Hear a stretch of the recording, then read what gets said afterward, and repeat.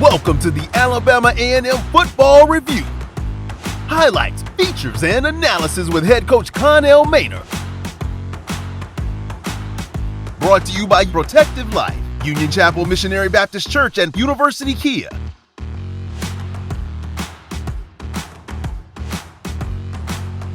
Good evening and welcome to the Alabama A&M Football Review with head coach Connell Maynor. I'm your host, Ted Dixie. Most of the Bulldog faithful on social media wanted to know what the Bulldogs would do in the second game of the season.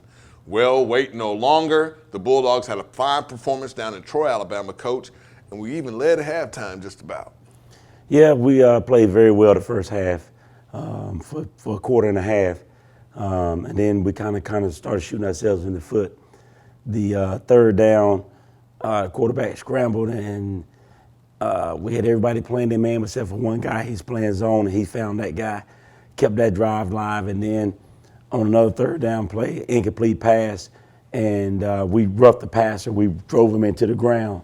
Well, if he just tackled that guy there, we off the field, and they got a tempo-long field goal, and that kept the drive going, and then they eventually scored a touchdown on that drive. So we just got to clean that up. When we play and do the things we're supposed to do, we're pretty good on defense and offense. So we went in there, I think, down 10-3, halftime, and guys was playing well, flying around, having fun, and gave ourselves a chance. And then we just didn't come out the second half and execute as well. You remarked, coach, as we were leaving the field that you had Troy right where you wanted them. What did you mean by that? Yeah, I mean, it's 10-3 game. We in the game. We got opportunities. And we was turning the ball up, turning them over, getting turnovers on the defense side. Defense flying around, having fun. We just didn't execute on the offense end when we had a chance. We had them on the ropes, and we had a drop pass. We missed another guy down the sideline, things of that nature. And we got to take advantage of the opportunities against a good football FBS program on the road in a hostile environment. We got to make those plays. And of course, coach, the Bulldogs have never defeated an FBS school. So that was on our minds, too, going into the half. Yeah, you know, you don't think about those type things. You just go play one play at a time. And if it happens, it happens, because that just adds pressure to you, to the team. I knew it going into halftime, but I never said anything to the players because I didn't want no added pressure. I just wanted them to keep playing the way they was playing, keep playing hard, keep playing Bulldog football. And I was proud of the way they played last night. We didn't get the outcome that we wanted, but we saw a lot of good things. And we still got a lot of things to work on, but we're going to get there. Zach Alvarez gets the Bulldogs on the scoreboard first with a 47-yard field goal. That's two yards short of the school record of 49 yards by Chance Wilson. Yeah, and guess what? If it had been 48, he'd have missed because he hit the top of the goalpost and went through.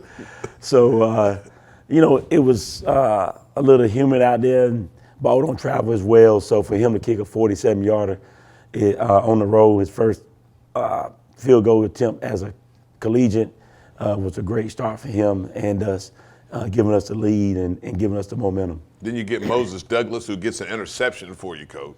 Yeah, Moses made a great play. He ran with the guy, pinned him off, turned back, and went up and made the play.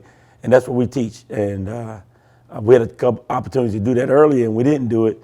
And then Mo did exactly what he was coached to do. And that's how you get those results, man. Just doing the little things, buying in.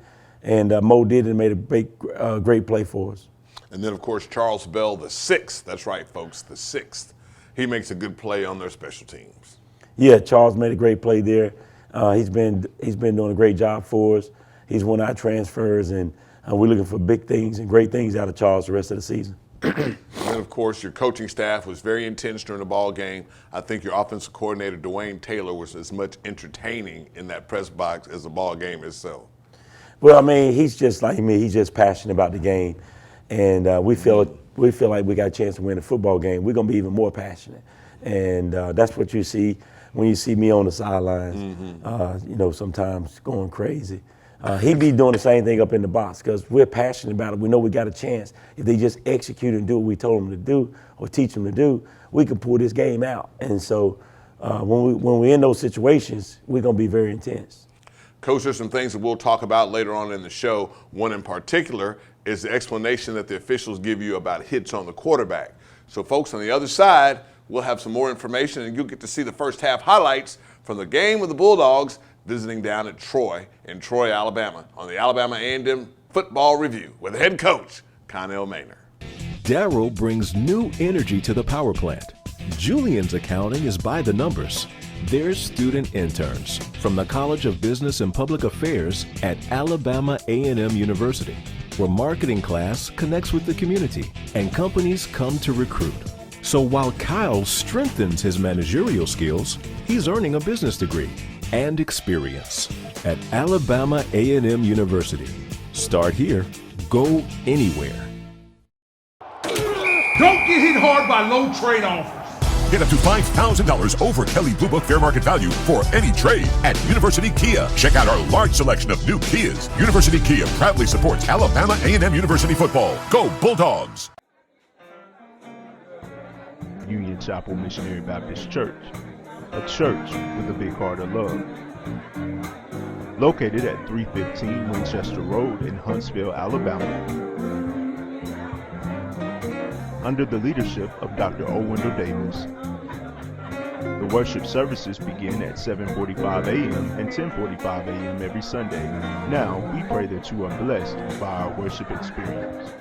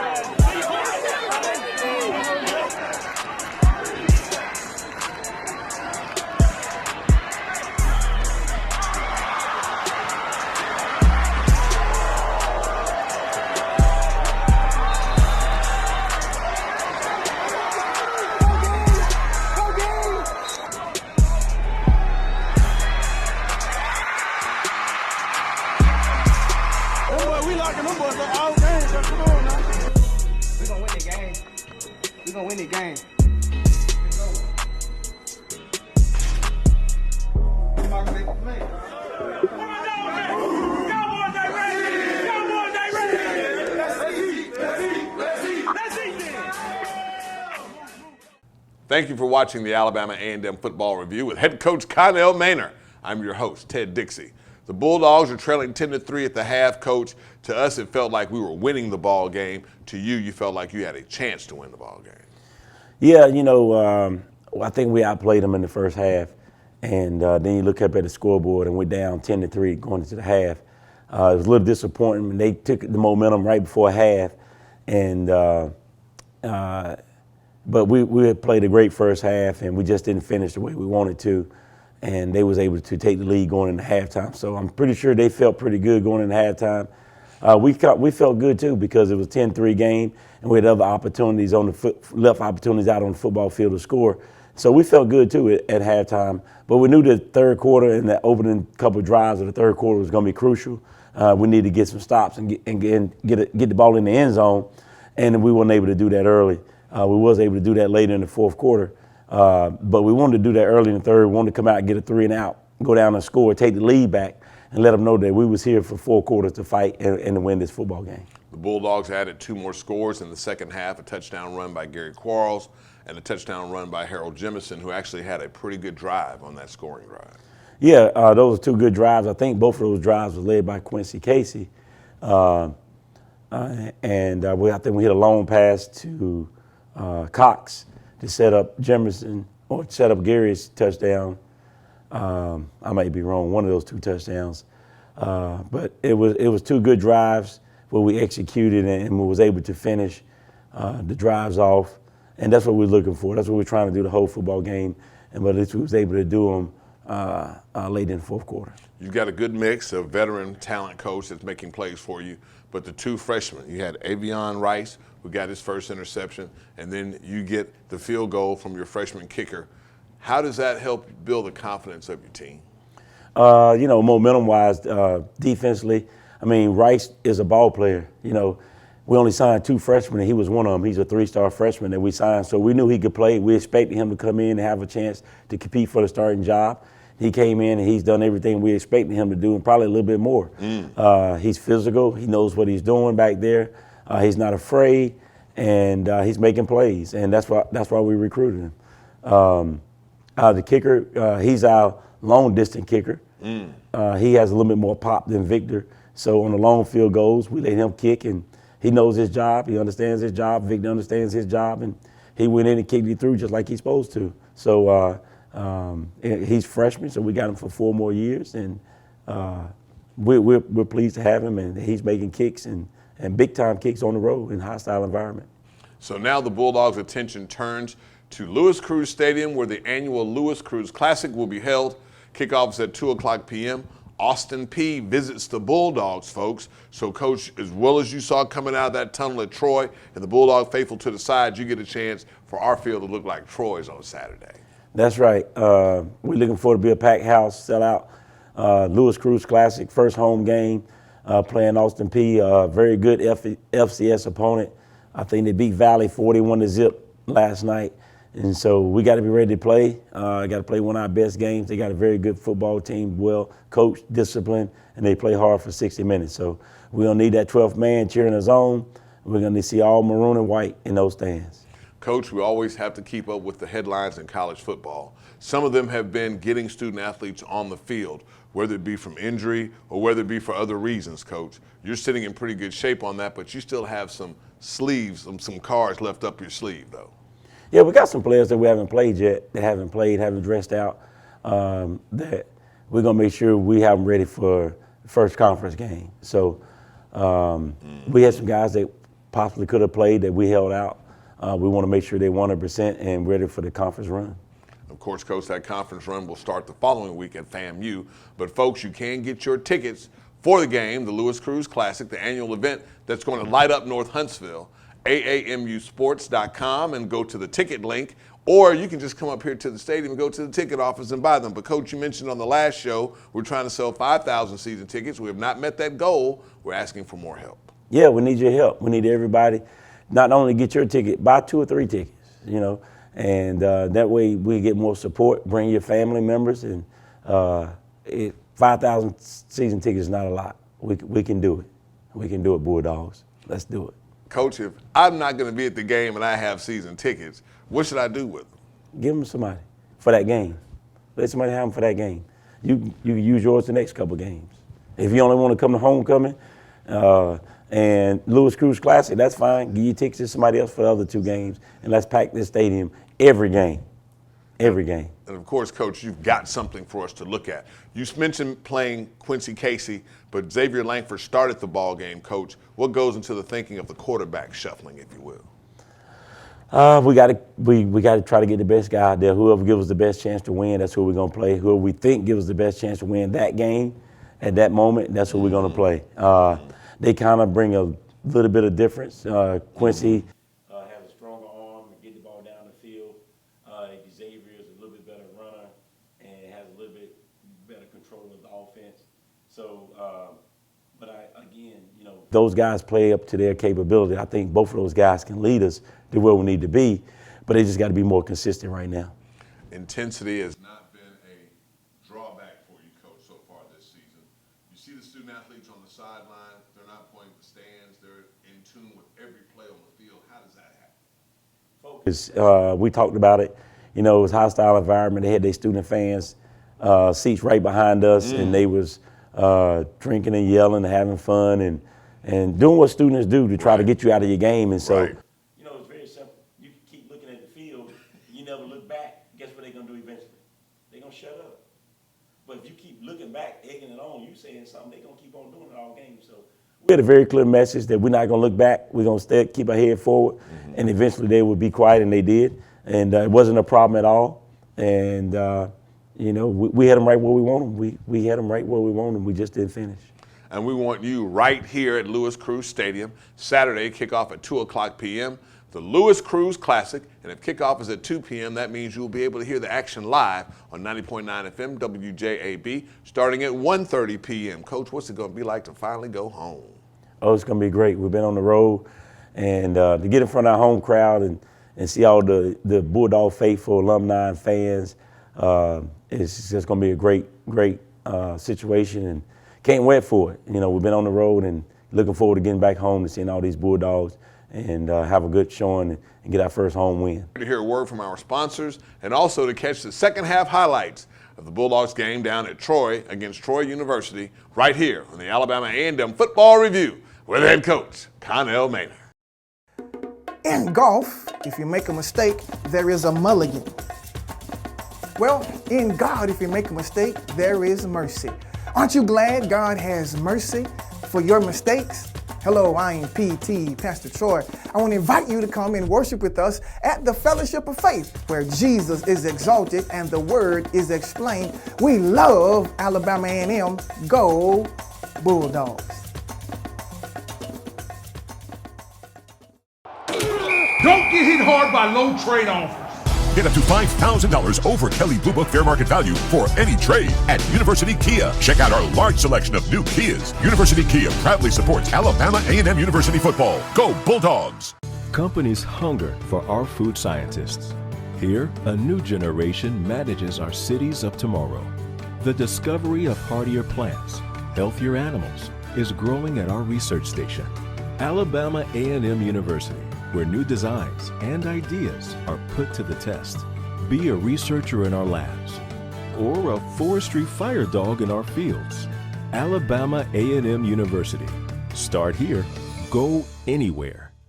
Again, we thank you for watching the Alabama A&M Football Review with head coach Connell Maynor. I'm Ted Dixie, your host. Saturday afternoon, 2:00 p.m., Austin Peay comes to town for the Lewis Cruise Classic. AAMUTIX.com. AAMUTIX.com. Season ticket prices and packages are $165. That includes your parking pass. That means you get a good tour coach around the new event center. Yes, it's nice. It's very nice. I think they finished on the inside. They just still doing some outside stuff with a sod and trees and finishing up some sidewalks and things of that nature. But I think they're finished on the inside. It's really nice in there. And an asphalt parking lot, so be sure to get there early. Coach, as you turn your attention to Austin Peay, there are a couple things that we got to clean up about the ball game. One would be your interaction with the officials when they talk about hits on the quarterback. How serious has that gotten this year? Well, it's very serious. You know, the ref's job is to protect the quarterbacks. And you can't hit them high, you can't hit them low, and you can't drive them in the ground once you do hit them. If you do any of those things, it's going to be a personal foul, 15-yard penalty, personal foul, and an automatic first down.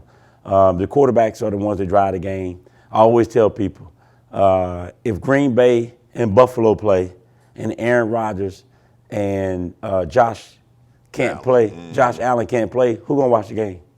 I'm not watching it. You going to watch it? No. So the quarterback drives the ratings and the teams. Nobody don't want to see if the starting quarterback's not playing. So the official's job is to protect those guys and make sure they can play so the ratings stay up and everybody watch the football games. And that's just where we are right now. That's where it is for us. That's where it is for everybody else. So you have to know that and understand that, and don't hit them low, don't hit them high, and don't drive them into the ground. Do you think you have an advantage on Austin Peay looking at game film and having to watch two quarterbacks? And if so, where's that come from? Advantage because we play two quarterbacks? Yes. No. They're going to have a game plan. We don't do too much different when we play. It don't matter who we play. We still run the same plays. We might run one or two more running plays with Xavier, and they know that. So that's not going to really change their game plan or how they prepare for us. We do a lot of different stuff that you got to prepare for, and that's what they're going to have to prepare for. You mentioned earlier, and some of the student athletes said it last night as well, that they're ready to get on the field, haven't been on the field yet. That's going to change the look of your team as well, shouldn't it? Yeah, it should. It should. We got a couple of key guys that we think is going to help our football program that haven't played yet. And of course, one has been Abdul, three-time All-American. So we're looking forward to getting him back. We don't know if it's going to be this week or next week, but he will be back soon. And we look forward to getting him back, and that's going to be a big boost to our offense. Of course, we had a special guest at the ball game. Aquil Glass showed up to watch his little brother play. Coach, he mentioned he's going to be in the XFL camp. Folks, that's what you miss when you don't come to a ball game. Yeah, Aquil Glass was there in the stands and supporting his little brother. and it was great seeing him after the game. He looked good, and he's ready to go. He's been working out and waiting for opportunity in the XFL in this spring. Did that gleam that was in your student athletes' eyes after talking with and some for the first time meeting Aquill, you think that put a little extra pep in their step as well for this week? I would hope so. It definitely brightened them up a little bit after the loss to see Aquill there and shake his hand and just hug him and tell him how much we love him and miss him. And those guys all get to see him and reminisce a little bit. And it was good seeing him after the loss. Quick word about your opponent, Austin Peay, Coach. What do you know about them right now? They're very good. They're solid. They're disciplined, well coached. They play hard for 60 minutes. They don't have any weaknesses. They're good on offense. They're good on defense. They're good on special teams. So, again, we got to play one of our best games of the season to have a chance to win this football game. How big is a historical PWI coming to AAMU? How big is that, Coach? It's big. I mean, we want these opportunities. You get an opportunity to play a playoff team. Of course, FAMU represented that SWAC last year in the playoffs in the first round. And so we want to show these playoff committees that we can compete and play on that level also. Because not only is it about going to the SWAC championship, as you mentioned, Florida A&M still had football to play after the SWAC championship. Yeah, they actually didn't make it to the SWAC championship. If they would have, they wouldn't have been able to play in the playoffs because it's played at the same time. But if you don't make the SWAC playoff and you got 7 FCS wins, then you're eligible to play in the playoffs. Therefore, last year we weren't eligible. We had 7 wins, but we only had 6 FCS wins. So we couldn't get in last year. So you got to have 7 wins, FCS wins, and that put you in position to win. If you normally get that, you have a great chance of getting in. Of course, that does begin for the Bulldogs this Saturday afternoon. 2:00 p.m. is the kick at the Lewis Cruz Physical Education Complex. Austin Peay comes to town. We have not declared a whiteout or maroon out. It's just we want to sell out. So AAMUTIX.com, AAMUTIX.com. All ticket sales right now. There are none at the booth this week until Saturday, so you have to get those online. Coach, we want 5,000 season tickets, but more importantly, you want a victory the next time. When we started scoreboard watching on the way back, what did that tell you about the conference? Well, mostly everybody played up, and so when you play up, you want to compete, you want to try to get out there healthy, and you want to keep it as competitive as possible. Some teams was able to do that and some wasn't. But like I say, when they got 85 and you got 63, and when we get somebody injured, we have a drop off. When they get somebody injured, it's next man up. So it's a big difference, and we want to be as competitive as possible in those games and try to get out of there healthy. And at the end of the day, if you can sneak a win out, you sneak a win out. That's great, but you want to get out of there healthy and be competitive. We have a few first-time head coaches or second-year head coaches in the conference. You have just played 2 coaches back-to-back who had their first game as a college football head coach. Did you learn anything while you played those that you can take forward with you to the conference season? Well, they first-time head coaches. UAB was their first game. Troy, that was their second game. But, UAB guy has been there 4 years. He's been there, so nothing really changed. He still called the plays, even though he's the head coach. So nothing changed there at all. And they had a great football team the past 4 years and still has a great football team. Had number 5 defense in the nation last year. Still has a great defense. So nothing changed there. Troy has a great program. Troy's came a long way. And then, when I played in '87, we played them in the playoffs, and they had a good football team. I think they won a national championship that year in D2. And so then they went up to FCS, and now they're up to FBS.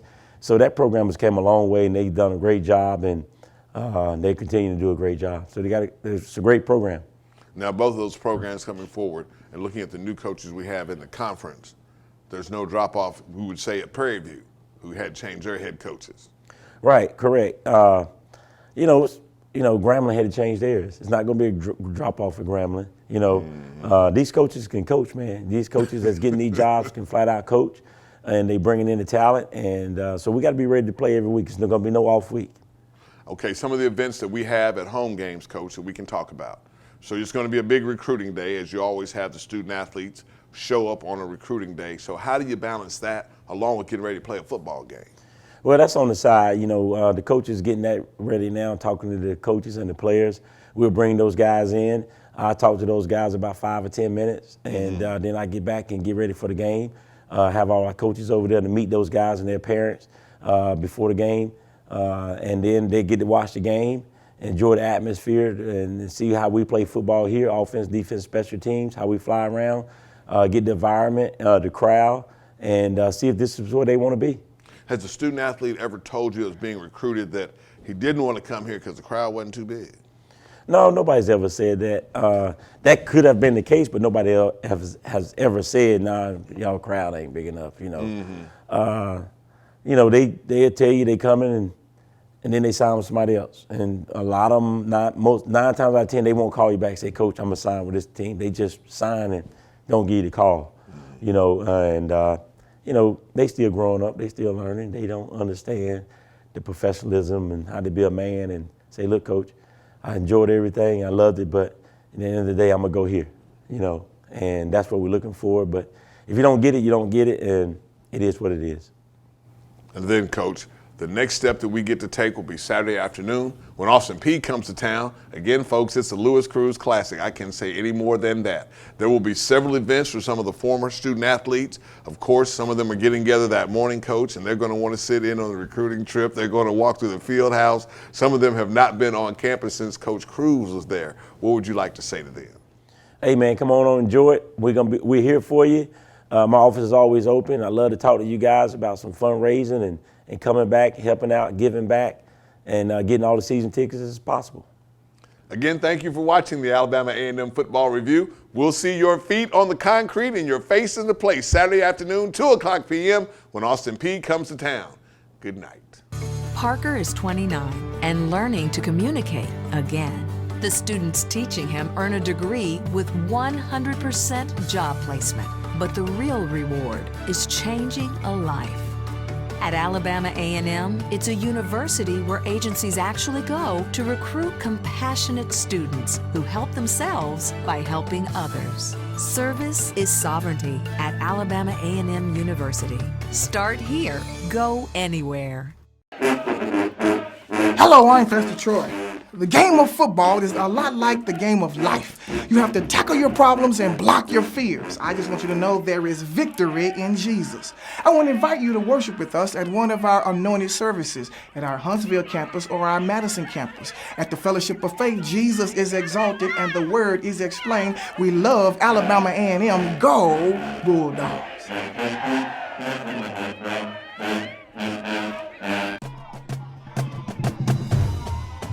Bulldog fans, thank you for joining us today for the Alabama A&M University Football Review. Bulldog faithful, we encourage your support and participation. Until next time, go Bulldogs!